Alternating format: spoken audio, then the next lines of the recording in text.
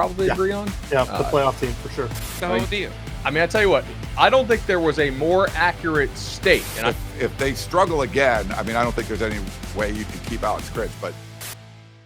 Hey, y'all, I'm Bud Elliott. This is Summer School. Welcome back in today. CougFan.com. Jamey, Vinnick. Jamey, welcome back to the show, man. Happy to be back. Another year. Another excellent season. Well, not totally excellent, but like a decent season for Washington State. 5-7. Could have gone a little bit better, but Sure. a couple bumps and bruises along the way.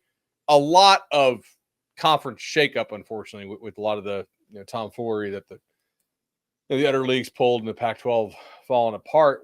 I guess I'll just start with what's the general sentiment of the fan base now on Coug Fan? I mean, Coug fans are angry. They're always angry, but they're extra angry right now. I mean, I think there was obviously, an understandable frustration of you got two Power 5 teams left out, Washington State and Oregon State. And I think some of the added frustration comes from, it doesn't, what those teams have done on the field, on the court, on the whatever you want to call it, the diamond, maybe not so much for Wazoo for baseball, but it's not merit based in the sense that this was the first year since 2014 that Wazoo had missed a bowl, the COVID year notwithstanding. They played 4 games. It doesn't really count. They just went to the tournament in men's basketball. The women's basketball team has been terrific the last 3 years. Soccer went to the College Cup within the last 5 years. Volleyball just went to the Sweet 16. They've made the tournament the last 8. And then, I think Oregon State has the same argument of they've got great women's basketball. Their football team has really come on lately. Men's basketball is obviously down, but they went to the Elite 8 not that long ago. And then obviously baseball is, their crown jewel. So I think for both fan bases, and speaking for Washington State, there's a lot of frustration of, they're not in a conference now because of where they're located. It doesn't so much have to do with the merit of what they're doing on the field. And that was Jake Dickert's argument early in the season. It dried up a little bit by the end of the season. It's a little different when you're 4-0 versus 5-7, but I think there's definitely a frustration. I think there's a lot of anger towards some of the teams and some of the schools that were in a way responsible. I mean, I think a lot of people point the finger at the LA schools, specifically USC, as they kind of started this whole thing after denying some realignment a few years ago with some of the Texas schools. And then, being Washington State fans, there's an opportunity to pin something on Washington. They're going to take it. But I think at that point they were just, they saw the ship starting to sink and they jumped off of it. But, I think it's a frustration. It's kind of all right, let's go prove everyone wrong. And I think for men's basketball, they did that this year. I think the hope was that they were going to for football. It looked like they were going to. And then suddenly you go 5-7. It's like, well, this didn't end up being the case we thought it would be. But, I think there's anxiety from the fan base in the sense that you don't know what's next. I mean, you've got 2 years now in partnership with the Mountain West for football and several other sports and a couple with the WCC. But I think there's also some hopefulness in the sense that we're not done here with realignment. This is not the end game. I think we are heading towards the 2 super conferences. And when that happens, if that happens, who knows? But I think there's a hope that, all right, give this a couple of years, and let's see how things unfold. And I think that's why they didn't just immediately commit to, all right, we're signing a 10-year agreement with the Mountain West, because this thing could still start to come together. Kyle Smith actually said last summer after USC, 2 summers ago after USC and UCLA left, he said, give it a few years, I wouldn't be surprised if those schools want to come back. And obviously he's not at Washington State anymore, but it'll be very interesting to see, because again, you've seen a lot of the schools that have gone through realignment. They've gone to a new conference. You look at Nebraska football, you look at Maryland, you look at when Colorado comes to the Pac-12, not that they were a Big 12 powerhouse in football, but a lot of it hasn't worked out that well. So where does this all look in 2 years? I think that's what's keeping some optimism. But as the things stand right now, no, Washington State fans are not particularly happy. Exactly. So speaking of the not particularly happy, they do lose quarterback Cam Ward, who was one of the higher rated quarterback prospects in the transfer portal. I'll start there. Who is most likely to take over that spot for the Cougs this year? Yeah, so it's a 2-man battle between John Mateer, who was Ward's understudy last year, played a pretty good amount in just kind of some wildcat situations. They used him as a running quarterback. He threw a few times, actually caught a couple passes. He's kind of more of he's in the mold of a Minshew in the sense that he maybe isn't the most talented quarterback. It's not that he's not a talented quarterback, but he has so much moxie and confidence and a little bit of that swagger that Minshew had. I mean, Minshew is not the most talented quarterback in the world, but he certainly has talent, and he is where he is because he has that, like, the Minshew magic, the mania, whatever you want to call it, that Washington State fans fell in love with for a year. And you've seen it in the NFL and the fact that he continues to find spots. Mateer's got a little bit of that. And I think that's one thing that Ward did not have. And I think you saw it at times where I think Ward's one of the more, in terms of pure talent, one of the most talented quarterbacks they've had in a long time at Washington State. But there was always something lacking. That game-winning drive was never there. He had opportunities, ball in his hand against Stanford, against UCLA, against Washington, against Cal, and it always came up short. And it's not all on him. You know, the offensive line wasn't a huge help in several instances over the last couple of years, but I think that was the one thing that Washington State fans got used to seeing is quarterbacks who had that clutch gene. Minshew had it, Gordon had it, Falk had it. Not to put any praise on Jaden DeLora, but he did have it as well. I mean, he had a couple of crucial drives, and it never was there for Ward. So I think Mateer certainly has that, but he still has to win the job. Bryant transfer Zevi Eckhouse has come in, and he's a good compliment to Mateer, in my opinion. I don't think, again, he's not going to wow you with, he can throw the ball 60 yards in the air, he can make this play, make that play, but he's very smart, very confident, very calm in the pocket. He's a veteran guy.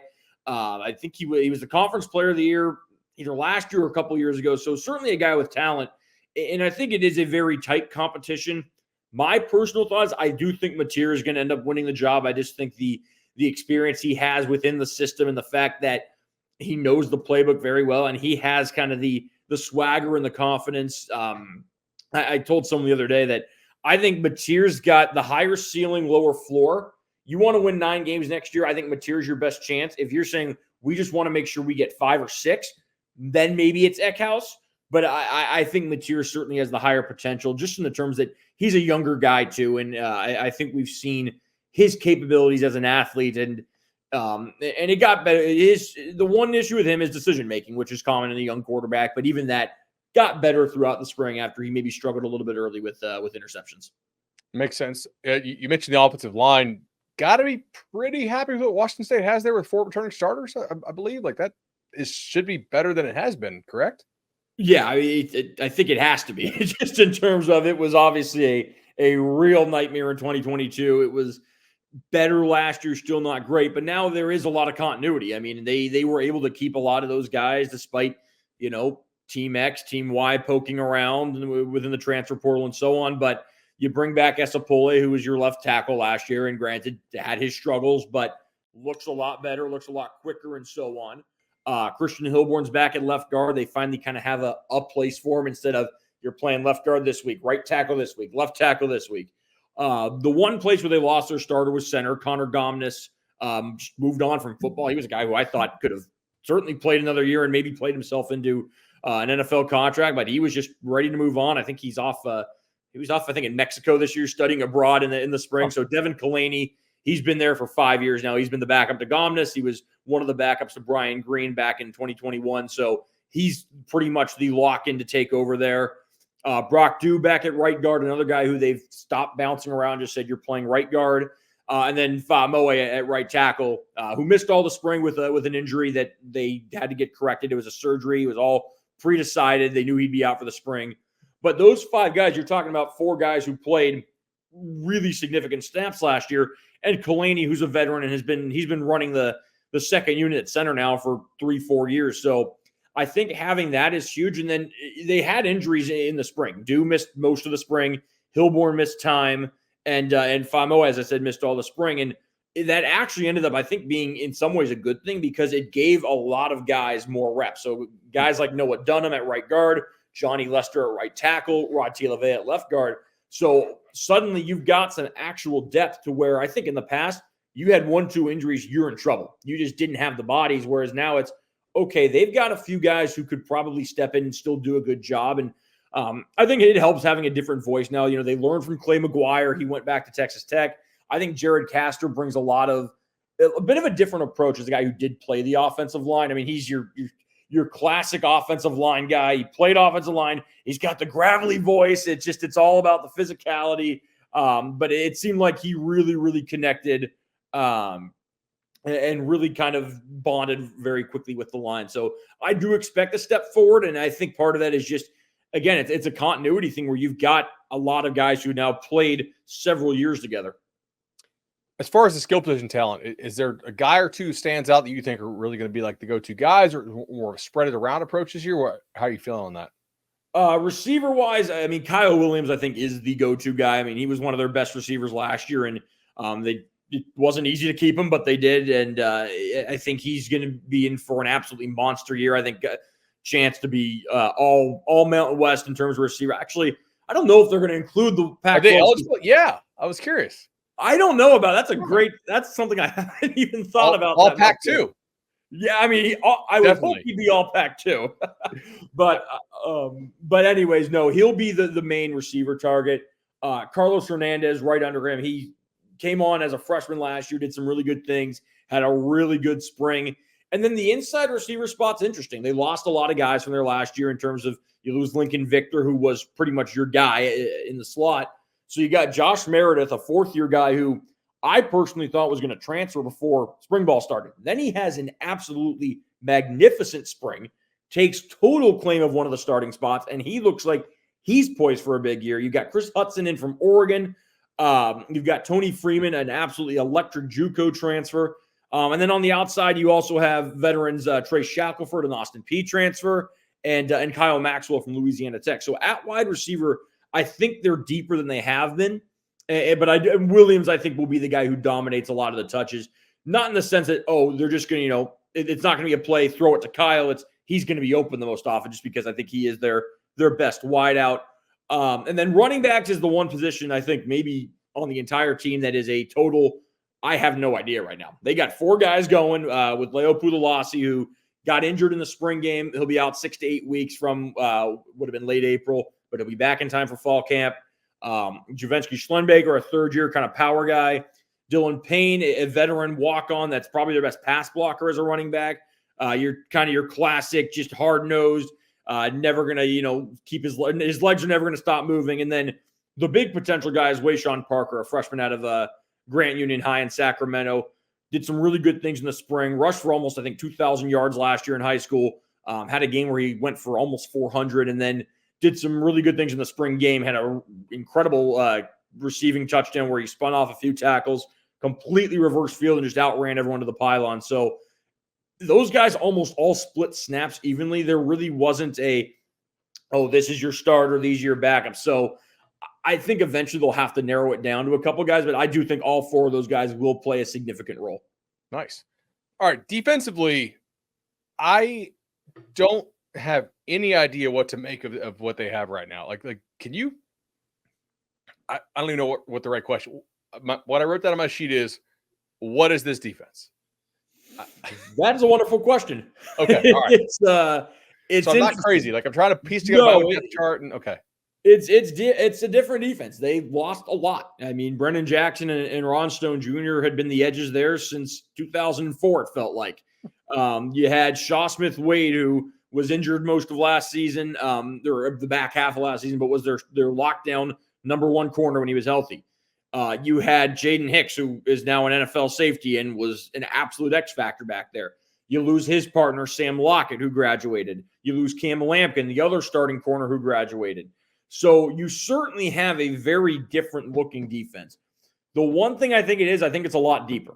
I don't think it has the top end talent. I don't know if it doesn't. I don't think it has a Stone or a Jackson or a Smith Wade or a Hicks or anything like that. But I think you can really go 6 deep at edge now. And I think they will. I think, when you had Stone and Jackson, you mainly went with 2 guys as your primary guys. And that was because of how good they were. But now it's one of those things where I don't think you're going to have a guy that's going to produce what Brennan Jackson did last year. Sure. But I think you have 2 to 3 guys that can do that. Kind of what's the old money ball? You replace it on the aggregate. You replace right. Jason Giambi and Johnny Damon on the aggregate. I think that's how they kind of look at maybe, okay, this is how we replace our edges. Corner is where it gets a little tricky. Now, they had to play a lot of last year without Smith Wade. So I think that maybe eases it a little bit. I like Stephen Hall and I like Jamori Colson at those 2 spots, 2 JUCO transfers. Hall started 3 games last year, struggled a little bit with penalties, looks to have gotten that cleaned up, had a really good spring. Colson played the Apple Cup started the Apple Cup, and as much as anyone really did, held Roma Dunze in check. Not that he was really held in check, but he didn't have 300 yards, and it was his first start, and I thought he actually did a very nice job in Dunze. He had one big play that was a touchdown because someone else slipped, and it was on a completely different assignment. So those are kind of the 2 starters. The depth is really thin. They've got 3 guys under those 2 at corner. They've got 22 total snaps. Warren Smith played 2 games last year. Ethan O'Connor played 2 snaps. Kenny Worthy's a true freshman. So then they lose Ricky Johnson, a UNLV transfer. He flips to Michigan. Anthony Pinnis, a JUCO transfer, has academic issues, doesn't get in. So suddenly they're left a little bit thin at that spot. That's probably the biggest concern I have in terms of what can they replace? How can you replace Smith Wade? I don't know if one guy can do it. I think it's going to have to be more of a frequent rotation to try and offset what you lost in him. And then safety, you can't replace Jaden Hicks. Those are the type of players that, unfortunately, it's going to be really hard for Washington State to get anymore. These mid to high 3-star guys with unbelievable potential that had some big offers. They got it was during the COVID year. They were still in the Pac-12 at that point. And if you get guys like that, they're gone after a year because of NIL and so on. So I think it's going to be, they're going to have to adjust in that way. A lot of what they did relied on having Hicks back there making plays. They've got Tanner Moku competing for a spot, former walk-on 5th-year guy, very vocal, heart and soul type of kid. And then Adrian Wilson, who's a Colorado commit, flipped once Sanders got hired. And he's a guy who played a little bit last year, showed some really high potential. He'll probably mix in at strong safety a little bit too. And then kind of the surprise guy was Tyson Durant, an Akron transfer, a guy who they said, okay, this guy could be some good depth. He was their best player in the spring on either side of the ball. He had the best spring. I mean, guy had seemingly an interception every day, made some really, really incredible plays. Just in swatting balls down and tracking balls. He played just about everywhere at Akron, so he's a guy that can move around, but he started with the second unit at free safety, and by day 5 or 6 had pushed himself into the starting one. So again, it's going to be different. It's going to be a lot different of a defensive unit. And I think the one hope is that they're going to be better at defensive tackle, and they're certainly deeper at linebacker. They were thin there last year, and it killed them. Whereas this year they've got Kyle Thornton back. They've got Tariq Alukta back. They add Keith Brown from Louisville/Oregon, Parker McKenna from Portland State, Wesley Steiner from Auburn. Hudson Cederlin has kind of moved himself up when he's healthy. Frank Cusano, another freshman, had a really good spring. So I think at linebacker, I don't know if they certainly don't have the top-end talent like they did when they had Deion Henley and Francisco Maingoa paired together. But I think it's a lot deeper where you can keep guys fresher. And if a guy isn't playing well enough, you can make a replacement. Whereas last year, you kind of had to ride with Alukta, Thornton, and Devin Richardson and just hope for the best. Makes a lot of sense. I think you kind of have to like some of when the opponents fall on this schedule. Like, I'd much rather get Washington early, I think, before they figure out potentially like what they are. In Texas Tech early, if the quarterback injury stuff for Texas Tech is worse than the official word is out of Texas Tech, I think I'd rather get them early as opposed to late.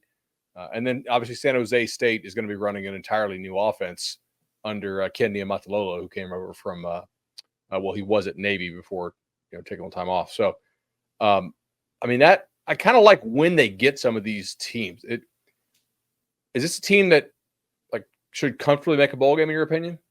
I would think so. I think when you look at what they did last year, and granted, there's some different pieces, but last year's team was, in my honest opinion, it was their most talented team since the Minshew year. And granted, that's not a whole lot of great teams. That there's no 10-win teams I'm putting them over, but that team lost a lot of games by one score. There was execution issues. That's what it really came down to. But they had the talent, to win 8 games. One play goes this way, one play goes another way. I mean, their former all-conference kicker goes 1 of 6 in the last few games of the season. They lose 3 of those by a field goal or less. Cam Ward runs the ball on a 3rd down play against Washington. They got a chance to run the clock out and win that game. Yeah. They've got chances to beat. All they need to do is score 13 points on Stanford's poorest defense, and they're in a bowl game. So there were a lot of opportunities. I think it's it was their first time since 2014 not making a bowl, but that team had the capability of winning more games. It wasn't a talent issue. It was purely they did not execute well enough. And I think the coaches recognize that. And I think it's going to help that they've altered some of what the roster looks like and altered some of what they do to know that can't happen again. I mean, I spoke to one of the coaches, not one of the guys you would normally talk to, just one of the kind of the behind the scenes coaches a few weeks ago. And he said it still bugs them. Like, they haven't been able to, they've moved past it. Obviously they've looked ahead, but that's still there of that wasn't enough. That wasn't okay. That's a missed opportunity. And then I think you just look organically, it's an easier schedule. I mean, that it's the Mountain West it's not, playing Division III or anything, but you look at what the Pac-12 was last year. You got a playoff team. You got the national runner-up. Oregon is a playoff team if they don't have to play Washington twice. Arizona wins 10 games and loses 2 by a touchdown to SC in Washington. Obviously, SC, the defense let down. They still had Caleb Williams. That's still a good team. You look at what Oregon State was doing until, the Smith stuff maybe started. UCLA was solid. Utah's always Utah. So you're, you look at the fact that the doormat last year was Colorado, and that was still a 4-8 team. And granted, they weren't very good, but that's a lot different than when you've got 3-4 teams who are just awful. So it's going to be an easier schedule just because the Mountain West is easier than the Pac-12 was last year. And that's, again, not trying to talk down on the Mountain West, indict the Mountain West. That's just kind of the true facts of what's going on is you don't have to play teams like Washington or Oregon week in and week out. Yes, you've got to play Washington this year, but it's not going to be the same Washington. And to your point, I think it is good. You get them week 3, they're still figuring stuff out. What's their quarterback situation going to look like? I don't have any idea how they're going to protect anyone personally, but that's just me. I haven't totally understood a lot of what they've done in the transfer portal, just kind of from the afar view, but I think it's a good time. Hold on. What Washington's calling me to play O-line right now. Oh my goodness. I mean, yeah, it was I mean, you got to do what you got to do. You get your guys. And I don't think Fish is a bad coach. I'm not sure how much I'm buying stock in that 10-win season last year. I think it certainly helped to have Noah Fafita and McMillan. Granted, he coached and developed and recruited all those guys, but I'll be very curious to see how that plays out. But no, to your point, I think getting them and getting a Texas Tech early instead of, hey, you're playing Washington the last game of the season where they've hit their stride. I mean, they're all ready to go. Now they know what they're doing. And the same thing with the Texas Tech, I think has a chance to be very, very beneficial to Washington State, a chance to maybe get one or if not both of those games. No doubt. Jamey, really appreciate the time. Everybody, if you're a Washington State fan, if you want Washington State info, CougFan.com just crushes it. So I really appreciate it. Yep. Anytime, bud. Thank you. See you, bud.